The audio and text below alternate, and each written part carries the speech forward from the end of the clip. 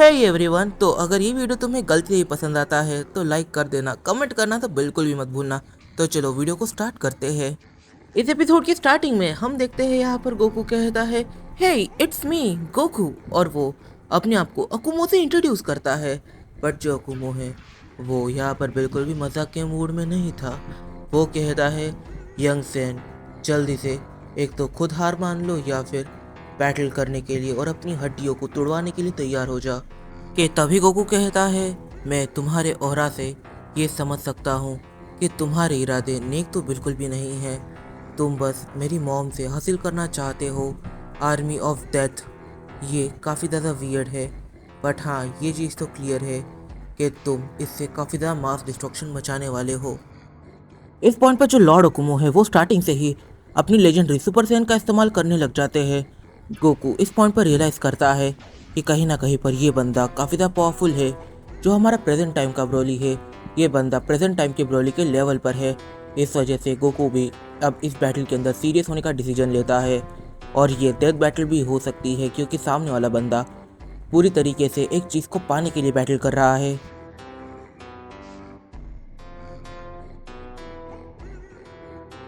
इन दोनों की ही battle start हो जाती है और इन दोनों की इस बैटल के अंदर जो लॉर्ड ओकुमो है वो गोकू से डोमिनेट कर रहे थे, क्योंकि गोकू अपनी सुपर सैन 2 का यूज़ कर रहा था और लॉर्ड ओकुमो अपनी लेजेंडरी सुपर सैन का यूज़ कर रहे थे।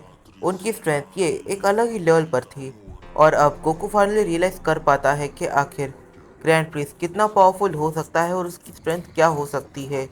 ग्रैंड प्रिस्ट और लॉर्ड ओकुमो का लेवल ये काफ़ी हद तक किंग के लेवल पर है। और फिर गोकू एकदम से अपनी सुपर सैन गॉड का इस्तेमाल करने लग जाता है। उसकी सुपर सैन गॉड ट्रांसफॉर्मेशन में वो पहले से काफ़ी ज़्यादा एनहेंस फुली पावरफुल हो गया है। उनकी स्ट्रेंथ का लेवल ये काफ़ी ज़्यादा डिफरेंट है और इस स्ट्रेंथ के साथ वो लेजेंडरी सुपर सैन अकुमो को टेक डाउन करने का पावर रखता है। मतलब कि अब गोकू अपनी फाइनल फॉर्म में भी नहीं है, बट वो इतना कैपेबल है कि वो अकुमो को उसकी लेजेंडरी सुपर सैन 1, 2 के ऊपर टेक डाउन कर सके। और इवन 3 भी यहाँ पर टक्कर पे आएगी।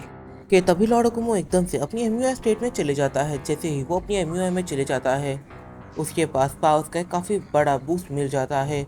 इस वजह से अब वो सुपर सैयन गॉड गोकू के इक्वल में था। वो एकदम से गोकू पर अटैक करना स्टार्ट कर देता है। लॉर्ड ओकुमो एकदम से पूरे 12 यूनिवर्सेस की एनर्जी को अपने अंदर एब्जॉर्ब कर लेता है, जिससे कि वो काफ़ी ज़्यादा ओवर पावर्ड हो जाता है। इस चीज़ को देखकर गोकू काफ़ी ज़्यादा शॉक है और यहाँ पर अकुमो पहले से 2 टाइम ज़्यादा पावरफुल बन चुका है। इस पॉइंट पर लॉर्ड अकुमो गोकू से कहता है, तो चलो नौजवान सैन, दिखाओ कि आखिर तुम कितना अच्छे से बैटल कर सकते हो। और फिर लॉर्ड ओकुमो काफ़ी सारे पोर्टल्स को क्रिएट करता है और वो पोर्टल्स की मदद से गोकू पर अटैक करता है। लाइक वो एक ऐसी जगह पर पोर्टल ओपन करता है जिसके बारे में गोकू को कोई भी आइडिया नहीं था। वो पोर्टल के अंदर जाता है और बाहर निकलकर गोकू के ऊपर अटैक करता है। फिर वो इस चीज़ को रिपीट करता जाता है और गोकू को उसे अपनी सुपर सैयन ब्लू गॉड में ट्रैप करने में थोड़ा सा टाइम लग जाता है, बट ये अटैक उसे ज़्यादा डैमेज नहीं कर रहे थे। कि तभी गोकू एकदम से अपना पावर अप स्टार्ट करता है। जैसे ही वो अपना पावर अप स्टार्ट करता है हम देख पाते हैं कि आसपास का माहौल पूरी तरीके से चेंज होने लगता है। एटमॉस्फेयर में काफ़ी सारे चेंजेस आ रहे थे। गोकू के फाइनल ट्रांसफॉर्मेशन का ऑरा ये इतना ज़्यादा ओवर पावर्ड है कि यहाँ पर जो लॉर्ड हुकुमो है वो बस गोकू के ऑरा को देखकर ही पूरी तरीके से शॉक हो जाता है और वो ऑरा को भी ठीक से सर्वाइव नहीं कर पा रहा था। और लॉर्ड हुकुमो एकदम से नॉक होकर ज़मीन पर गिरने लग जाता है, क्योंकि गोकू के ऑरा में उसका सर्वाइव करना ये नेक्स्ट टू इम्पॉसिबल हो रहा था। इस पॉइंट पर गोकू अपनी इन्फिनिटी ट्रांसफॉर्मेशन में खड़ा हुआ था कि तभी एकदम से उसके माइंड में काफ़ी जोर से पेन होने लगता है। वो समझने की कोशिश करता है कि आखिर यहाँ पर चल क्या रहा है। कि तभी उसे एक विजन आती है और ये विजन ये रेगुलर विजन से काफ़ी ज़्यादा वियर्ड थी।